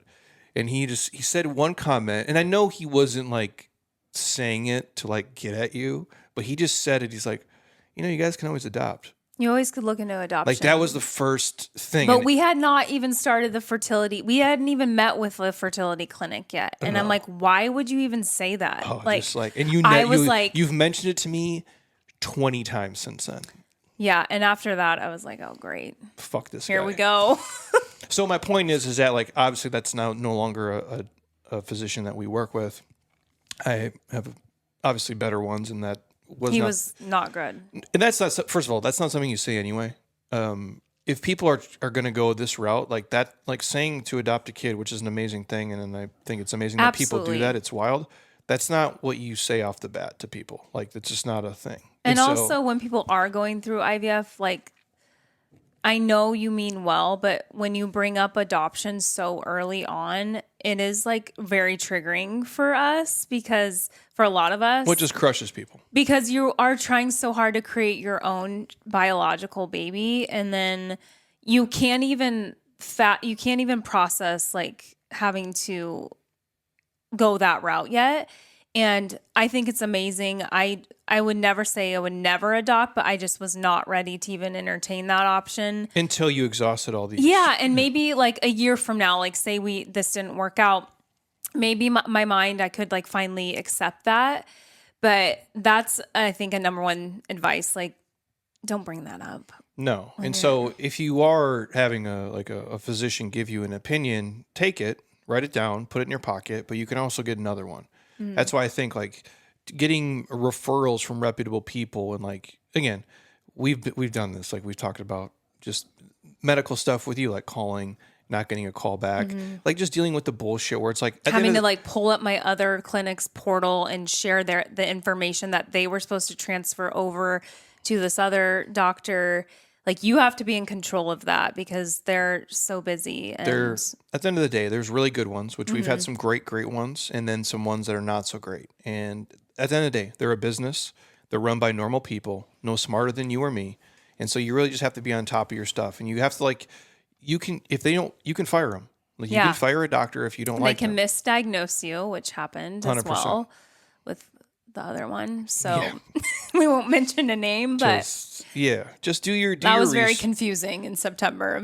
Start to the process was very confusing for both of us. Just do your research, surround yourself with good people, and then do the best you can. That's what I would tell to anybody. That's the first step I would say. Start with that. Get a good team around you. Get your blood work. Get your numbers, and then from there, it's all the things that you can control outside of that. How you eat, how you sleep, the vitamins you take, and those types of things. And there is certain things that you can do to improve. Some of it's old wives' tales, and some of it's actually real stuff. Like, you can, eat McDonald's French fries, or you can do whatever. You know what I'm saying? Like, there's certain things that you can and can't do, and so just control what you can control. Yeah, absolutely. Yeah, and just, it's crazy because you want it so bad, so you take it so seriously, and then there's other people that just don't take it seriously at all, and things can just work out in their favor. And that's like where, like, I don't have an answer for any of that. Like, where people out there, like, if you're listening to this and you have a struggle with this, like, you've been through a journey like ours, or you have something else going on in life, there is sometimes no rhyme or reason, dude. Like, and I think that was a big lesson for me too, is like, a lot of things have come super easy to me in my life. And I mean, I've always worked hard. I feel like I've always worked hard at achieving the things I want to achieve, but also I've been blessed in a lot of areas of my life. And so this, I think, was so challenging for me because I was like, what the hell? Like, why me? Why us? And, but then I figured, like, why not? Yeah. Why not us? And, I guess it was our time to go through something hard, really hard in our life, and learn from it. So should we now go on to more fun topics instead of all the seriousness? Let them rip. Let them rip, dude. I will say just one more thing. Like, what helped me too throughout this whole journey was like, not just my friends that have gone through IVF experiences, but listening to other people's podcasts, like different couples, was really helpful. Like, hearing their stories, because everyone's stories and situations can really differ throughout this whole situation of infertility, and listening to different like interviews or books, and that really was extremely helpful for me. So, and that's like, the episode is not like, hey, feel bad for us, like, I'm on a soapbox. Like, it's literally just to help people and relate to others that are going through like it. This is our journey with it. Like, obviously being on medications and having your hormones be out of whack and just feeling a certain way, and just as you go through it, not being in control, that's all the reason we share this. And just to know, like, if you have a struggle, whether it's this or anything else, like, one day you're going to look back on it and be like, you'll be thankful it happened. And again, dude, I've said that on this podcast since day one that it began. Like, every shitty thing in my life that has ever happened to me ends up being like the greatest kind of like learning experience or something I can draw from or something that I can use for the next shitty thing that's going to happen in my life. Because again, everything's temporary, both good and bad. And if you're listening and like your life is just fucked right now, like one day you'll look back and be thankful it happened. If you have like the right mental framework and if you can just look at like whatever it is, it's an event, it's illness, it's loss, like if you can see through to the other side, like you'll be thankful that it happened because it didn't bury you, it just planted you to become like this resilient, amazing human being. And that's real. Yeah. Like, and it was hard for me to see that 6 months ago. So like doing some of these episodes coming on here, like, first of all, I'm sitting here like depressed as fuck. Like, I don't know how you did it because I couldn't to be honest with, like, suicidal. And I'm like, let me get on a podcast today for 56 minutes and talk about God knows what. And then people would message, and this is why I say it's real, you guys. Like, people would message me like, hey man, that episode really helped me out today. And I'm like, I don't even know what the fuck That's what kept you going. I was saying. Really. I'm like, oh, but when you, and this is just a bigger picture thing. When people do stuff and share on the internet and share with you, if you do comment to them and let them know that like it's fuel for their fire. Matters. It's gasoline. It helps. It would help me like, oh, I guess what I'm doing is not worthless. I'm not just talking into the ether to nobody. This actually helps. You have purpose in your life. And so that's why we would do these. I would just keep showing up and doing it because I couldn't control anything else. Yeah. I'm like, but I can control this. And so if you are listening and you know this is happening, like it will get better, especially if you're somebody in there and you're in like this, silent struggle right now and you're not sharing it with anybody. It's why we put on the t-shirts. I posted yesterday. Like, I hope you literally win all the silent battles you don't talk about. Yeah. Like every t-shirt we make here is obviously from my brain. Like, and it comes out and I go, and that's a real thing. Cause there's so many people in your life who are walking around just carrying shit and you don't know it. And so And just be nice to people. Be kind. so that, again, anyways, we can go to the fun stuff. I wanted to put that out there because like, I obviously this is an episode I wasn't like super jacked about doing in the first place.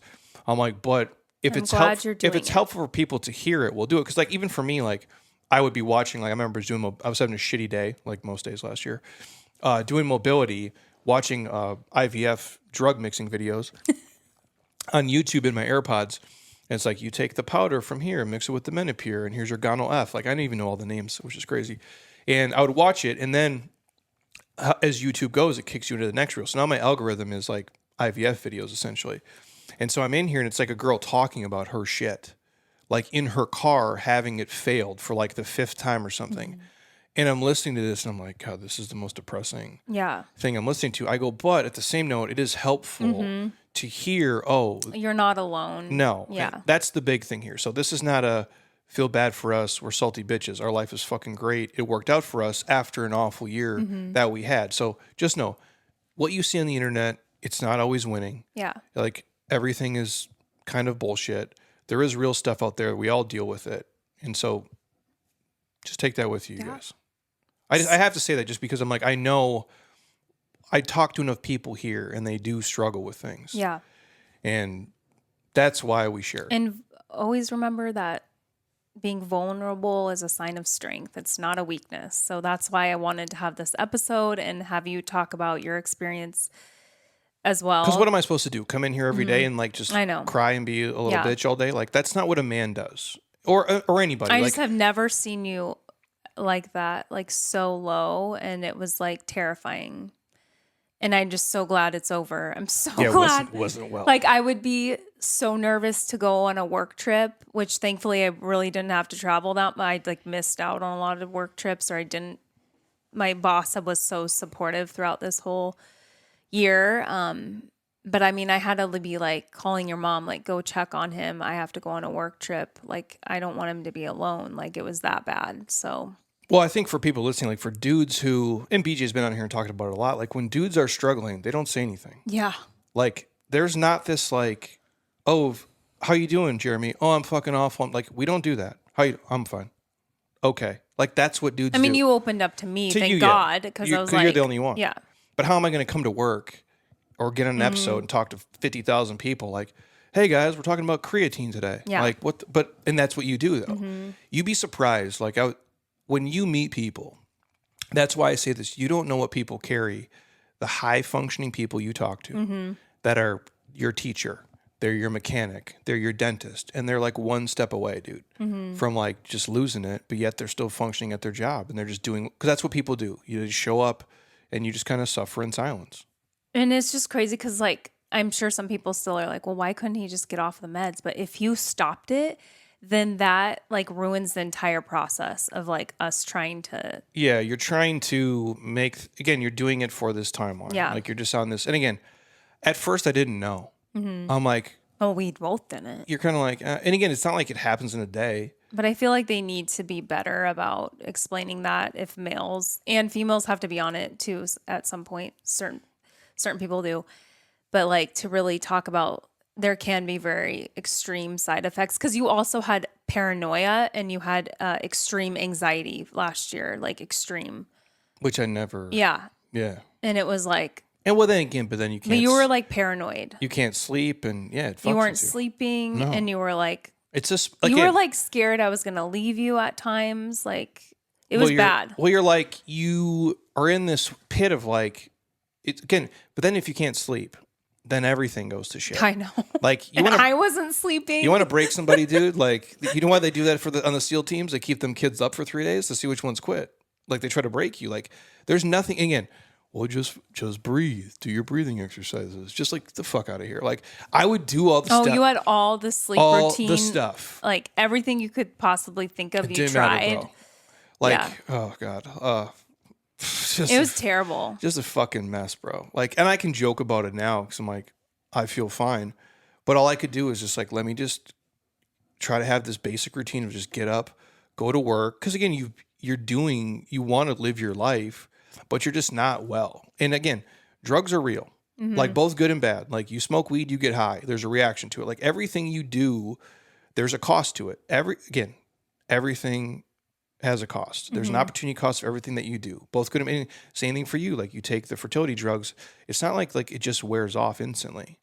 Like there's weight gain that comes Yeah. with it. Oh Like gosh, your heart, which like was awful. mentally how you think, like how much rage you have, like all of those things come into play, and you don't know how you react. Like some people can take psychedelics and be fine. Some people then are schizophrenic forever. I mean, like there's so many pieces that go in, and you don't know. And everybody's dosage is different. You have to Yes. realize like you're not just because my friend went through it, her dosage or what meds they had, her husband didn't have to be on that med. Well, why did my husband have to be on that med? Like everyone's situation's so different. And that's like, I think one of the biggest learnings from it, too. And because everyone's body's different and functions differently. But My experience was not typical, and yeah, we not- probably freaked out a ton of not people. normal. No, because my buddy Dave just did a HCG for like extended period of time, and like he didn't like it, Yeah, and it wasn't great, but but it worked. It was, yeah, and they have a kid, and it wasn't this. So that's why I say just like have a good team of people. At the end of the day, like you have to have a good partner, you know, like in your foxhole, 'cause that's like your only person. At the end of the day, like you guys. I say this just because, and my hope is that everybody else's journey is 1,000 times easier and way better than this fucking shit show. I'm like, but if it's not, like, that's the person and you have a conversation with them and you have transparency and communication. I think that's with any relationship and any marriage. It's just like you're talking, you're communicating, you're always kind of telling them like what's going on, because no one can really help you. Like I can't, when you're stuff, you're like, oh, Jeremy, I'm taking these drugs. I feel like this. I'm like, I can't do it for you. Yeah. Like I would do them if I could. You know, but And we both just had to focus on the end result, and hopefully we got a miracle baby, like literally one miracle baby will come out of it. And well, it's weird because like I remember he said, like, I don't like listen to most things like super in depth. I mean, I listen, but most things don't stay with me. But I remember he said that like when we went to the fertility place early on, he's like, every kid is a miracle, and he's saying that, and they've probably quote unquote made like Yeah. a trillion kids. And I'm like, why would he say that? Yeah. And like, and I just still remember to this day, like I still think of it. I'm like, well, it actually is kind of like a fucking miracle. Like if I know. if again, we didn't share everything on here, like all the pieces we could share, like that of how this couldn't. There's 15 things that could have happened where this wouldn't have happened. yeah, Like even like on the days, you know what I'm saying? Like yeah, where it's like it's just the whole thing is just it's crazy to me. yeah, Anyways, you want to rip through these quick? yeah. We can. So here's some fun mom versus dad game questions.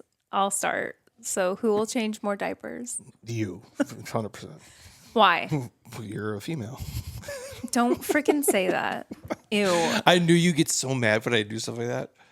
But yeah, realistically, I yeah. would say probably the mom. Well, you work from home. Well, I work from home, and You're female. well, actually, too, though, it depends on if we have a nanny or a well, daycare. no, it is true. I guess it's going to be a team effort. Yeah, but I'm assuming just like, I don't know. I'm responsible though. I feel like I'm more responsible than you. You know, I don't know, Thanks. but I meant that in the most like loving way. Okay, number 2. Who will be the more patient Me. parent? 100%. Yeah, you are. You always beat me on patience, but I have learned a lot more patience over the years.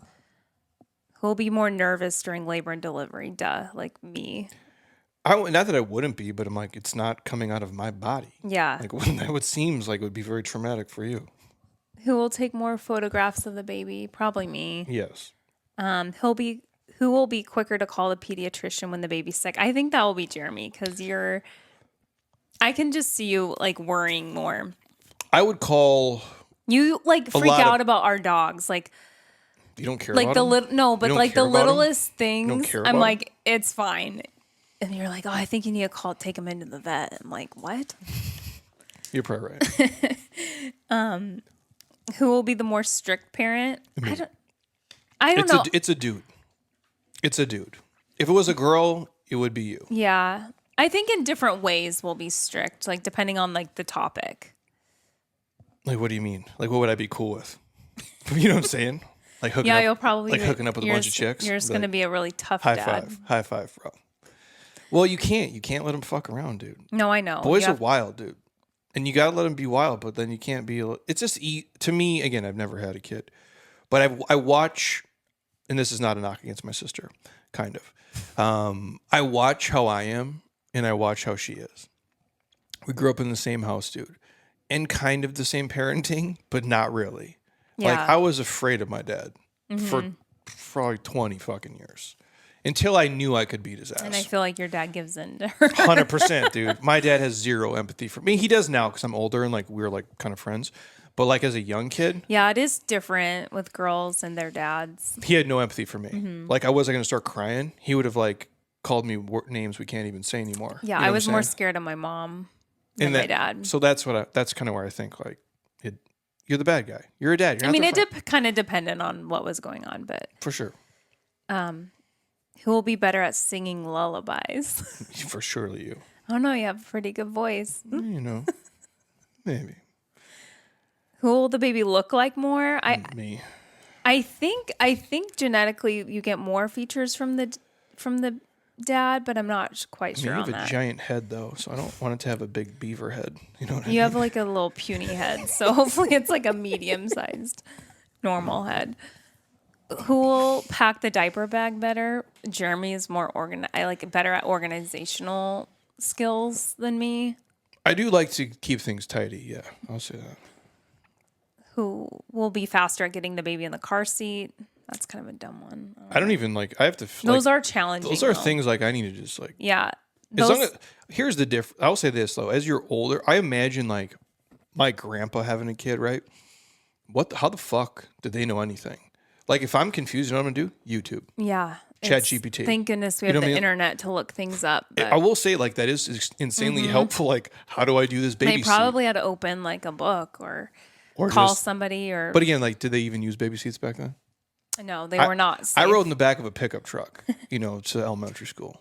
We were like riding in the front seat and everything. While your mom's just smoking cigs. Yeah. What a time to be alive. Yeah. We turned out okay, but who will read more books to the baby? I think that will be like split. I would say, yeah. Who will want more children sooner? No, this is it, bro. We probably can't This is have probably any it, more. homie. This is a one and Unless God all of a sudden magically something happened. But Dude, I'm getting old, bro. Like, man, it's just like who will be ready to go on a date night without the baby first? Me, for sure. yeah. Who will function better with sleep deprivation? Me. Yeah. Who will baby proof the home? Probably you. Yeah. Who will get up with the baby more in the middle of the night? Probably you. What? I was gonna say you, dude. Who will ask friends and family more for parenting advice? I think both of us. Um, yeah, I don't know. Yeah, Who will pick up the baby stuff around the house more? Both of us. yeah, you just have to. Who will work the most on potty training? Hopefully both of us, because that seems really It's hard. pretty easy, bro. It's point and shoot, dude. You can do that. Yeah. He'll be more confused about how to assemble baby gear. I don't know. You're pretty good at putting things together. Yeah, you don't put anything together. I don't really look at directions. No, you don't. But yeah, those were some fun ones. And then we had some listener questions. Will your babies have a family? The name of the baby have family significance? No.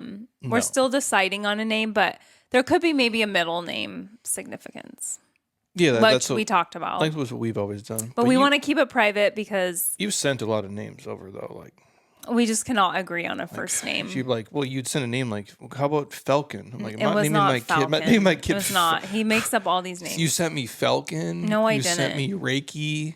You sent me Shadow. I mean, like these names. Are Don't just- even listen to him. That's all fake.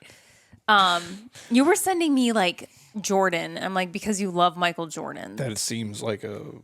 What about Tyson? And That then seems they're like your best friends' names. I'm like, why would we name our baby Connor? Like, what are you talking about?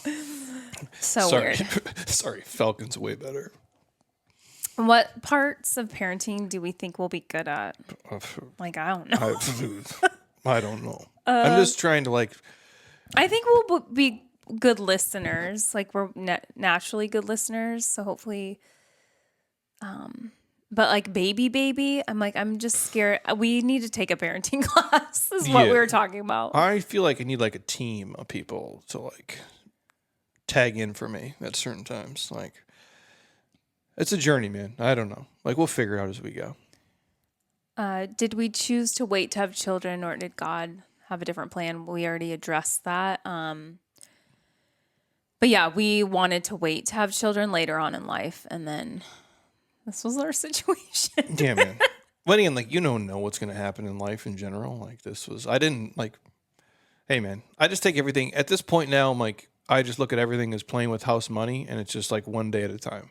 Yeah. That's legitimately like kind of how I've lived the last year. Just like enjoy today. I don't worry about the shit that happened to me 6 months ago, and I'm not worried about the stuff that's going to happen, 6 weeks from today. I just like appreciate today and what it is, and like whatever happens tomorrow, I'll deal with it then. Right. And then this person said after miscarriage and an ectopic pregnancy, advice on being worried throughout the pregnancy, uncertainty, which I kind of alluded or shared my uncertainty and worrying really up until the second trimester. I felt like once I was in the clear statistically, when they start to tell you your risks, start to go down by this percentage and this percentage, like I'd always focus on percentages. That just helped me feel like I could trust it more. But it is hard. And especially if you've gone through miscarriage, and I have never experienced a miscarriage. But we had friends, multiple. And again, people don't talk about that. but I think having us opening up to friends that have gone through a miscarriage or a ectopic pregnancy, I think that would be really helpful. And then also if you do have like a church community or just how you spiritually handle hard things in your life, if you kind of lean into more of that, and just always opening up to your partner about just saying you're constant. Like, I think I mentioned it multiple times. Like, I'm just like, still can't enjoy this until we're further along and I can accept it, that it's like, we're going to hopefully have a healthy baby at the end of this. Yeah, I'm assuming everybody who is going to have a kid does something similar to this, and then maybe if you like had difficulties, it's heightened probably. Yeah. Because you're like, well, this is, you just feel like it's touch and go, or you just, I don't want to say, It's just out of your control. yeah, which is not something that you're used to, and you don't, not that you're like, you think the worst is going to happen, but if that's kind of how your brain is wired, you just know like it's a possibility, I guess. And that's the tough part. And it probably, to be honest with you, it probably didn't feel like super real to me. And I mean, it always has, 'cause we've been doing this for so long already. But like when you go to the appointments and they're like, well, it's, and you've been to multiple, right? So it's like, everything looks good. Everything looks good. Like, then that's just kind of how it's going to be. Like, why am Yeah. I going to like in my brain sit and think like, oh, well, it's not going to like, everything's fine until it's not, And like, just try to not to compare to other people because again, you're so unique in your situation. but like if we don't, and again, that's another reason, like just to make the episode, and this is, again, it's not an attention thing. It's just like a transparency thing. Like if you just saw the, again, obviously this was not my idea to dress up in dress clothes and sit out in the desert and take pictures when it was 148 fucking degrees outside.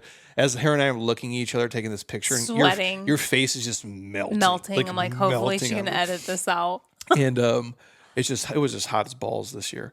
But like, if that's all you saw of this, and we don't do this episode and we don't talk about it, nobody hears that. You just think like, oh, we're just these two old people who eventually decided to stop fucking around and like have Yeah. a kid, and that would be fine too.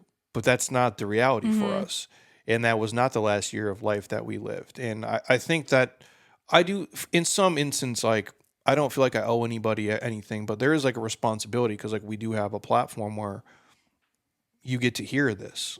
And that's, I think that's important for people too. Just know, like, if you are like, well, my friend did this, I'm like, you don't really know, Yeah. like what, because again, and I say this in like the most loving way possible. Sometimes your close friends are full of shit, and sometimes your close friends won't really tell you the whole truth or the whole How picture hard or the reality. certain parts of their life can be. Yeah, and just know like it's not always super easy for everybody, and it didn't always go that way. So if you feel like, well, you're on an island and I'm dealing with this and nobody else is, I promise you, dude, so many other people are dealing with it. Again, like I mentioned, mostly in silence, and they don't say it. And so just know like you can't compare because everybody's journey and everything in life is going to be completely different, and this is no different than that. And don't try to not have like shame or put yourself down because I know I've struggled with that at times too, or be like, oh, my friend handled this so much better or was so much stronger than me, or you start to just like feel bad about yourself, or this isn't working. I didn't get the outcome they did or whatnot. Like you can't do that. It just makes it worse. And you just have to try to just like eliminate that from your brain and just focus on if you do believe in God and just that things are going to work out the way that it's supposed to work out for you. And you just have to trust that. It's like so hard to say that because I know It sucks. Dude. I was like battling with that for a year, and I'm just like, and there were times where I'm like, I don't even like, do I believe that God is in control of this? Or I'm very confused with like the science piece and the faith piece of it all. And but then you just kind of have to make a choice of how you're going to look at it and believe. Yeah, I mean, like any stages of anything, like the acceptance is one of them. And for most people, the only thing I can say for me is just, did you do all the things that you could do personally? Like, if that's it, and that's all you can really say, hey, did I do everything I could do to put myself in a position for the best possible outcome? If the answer is yes, that's what you can live with. That's it. Like, and again, if this didn't work out for us, and like, again, we've had friends of ours and doctors and people I've worked with where it didn't work out for them. And like they seem at peace with it because they did everything that they could to get the outcome that they wanted, and it just didn't roll and their way. they reached like their limit, Yeah, like where crazy thing is like your doctor has done IVF. My OB has done it, went through IVF 10 times, so 10 rounds. And she has like two boys that are like teenagers now, but dude, that is so much years of your life dedicated to that. Time, money, effort, And energy, waiting. While being a doctor at the same time. That's crazy, dude. I mean, I was like, wow, you're like inspiring because I don't know how you got through all of that. So that's the one thing I'll say about, to wrap up like the IVF stuff. Like, it's a miracle that it works. It is a lot of money. It is a lot of time. It is a lot of effort. It's energy, emotional, physical, you name it. Way more on the female. Like again, if you're a dude and you have to do nothing, that's amazing. If you're the dude and you're just shooting hot bullets all day and they're perfect, just know like your partner is going to go through a lot of shit, and it's a huge journey and undertaking like for her, and know like you're not guaranteed anything. Yeah. Like that, I guess that's the one thing. Like we're talking with clients here of ours that went through it and have shared the same stuff with us, which I didn't know until I shared that we were doing it. Then they share with me, and that's what I'm saying to you guys. Like you don't know until you start to talk, and then all of a sudden people will kind of pull back the curtain on things in their life, and then, oh, actually, you know what, Susie did do that, Jenny did do that, or we're having conversations and she's like, yeah, if someone would have told me like you're guaranteed nothing, Yeah. I don't know if I would have done it. And that is a strong possibility, is that you can go through all of these things and nothing is guaranteed. And that's anything in life. Like it's just not guaranteed for you. But no, it is a big commitment and undertaking, and it may or may not work, and you have to just kind of like get to a place as a team of like acceptance with that and like what life is going to look like on either side. Yeah. And I think we were just going to we would feel proud regardless of the outcome, that we gave it our all and we tried our best to accomplish this. Because again, you're not in control, man. Yeah. Like there's just things in life where I don't know how else to say it. And it just is like, it's just what's going to happen is going to happen. And you can do all the things that you can do, but there's stuff that is so far out of your actual control. And whether that's like the male, the female, or both of you together, or however it works, like it's just a wild thing. Like it's weird because you spend as a dude, like essentially 25 years trying to not have a kid. And then you got to go through all this shit for like, you know what I'm saying? Yeah. Like of all the times, like you pulled out. You guys don't even have to, you you don't even get me started. Like the female has to, it's at a very young age, decide if like, do you have to be on the pill? Do you have to do an IUI? Like we're the ones terrified and have to do way more. Why? You're the one who has the kid. I understand. To prevent it. Yeah. Okay, the next one was, will you get to travel less and work from home more as a new mom? Well, I thankfully work from home every day. And really depends on the year how much travel I do, but I do feel like I get to kind of dictate more, unless it's like a mandatory conference or team meeting. But as far as like visiting my clients, I have a lot of flexibility with that and kind of can pick and choose when I travel for the majority of the year. So that's why I'm gonna keep this job going. It's one day at a time, bro. Well, again, like we're older, we're not younger. So it's like for us, it's a little different. Like your parents bought a place here. My mom's lived here since like the pandemic. So we have family around. We didn't for the first, 15 years or so that we lived here. And, we're just at a different stage in life where it's like we have a little more flexibility than the average person does, and then what we would have had a decade before. So it kind of all worked out. Yeah, and we'll figure out daycare, nanny situations too for help as well. That's something I need to focus on. And but yeah, again, like I think it's a great time, and I'm super excited for our families to be able to be grandparents and be around them here in Arizona. And then another one was, what was your process to figuring out you wanted to have kids? Like I mentioned, I knew I always would regret. I always tried to picture myself like 6 years old and us like sitting around in an empty house or at a holiday or at our dinner table by ourselves, old with no kids. And first of all, when are we sitting at the dinner table, you and I? Like, we don't even do that now. You sit on the couch. Yeah. And I was just like, oh, that just seems like we would be missing out on this whole amazing experience of raising a kid and having a family, growing a family. And I'm super excited for next Christmas just to have all the grandkids together in Washington and just have a big family Christmas because we haven't had one in so long together. So what else? We were talking about we had that conversation early on, I think when we were engaged, like, do we want to have kids? And you just have to I was like, maybe one. Yeah. I'm maybe. like, and I was also like, yeah, I think we would just have one and see how that goes.